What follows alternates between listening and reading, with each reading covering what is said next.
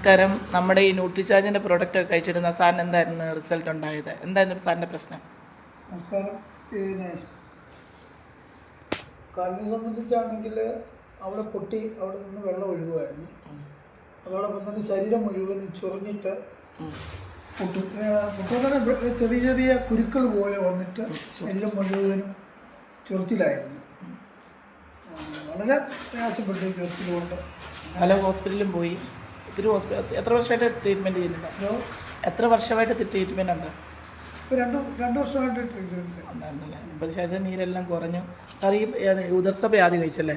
അതെ, ഉദർസഭ കഴിച്ചു. അതിനുശേഷം ഗാമോറെസിനോള്, പിന്നെ കിഡ്സൊക്കെ കഴിച്ചു. മാഡത്തിന് എന്തെങ്കിലും പറയാൻ? ഇത് കഴിക്കുകയും ചെയ്തു. ഇത് മേത്ത് പൊട്ടിച്ച് തേക്കുകയും ചെയ്തു.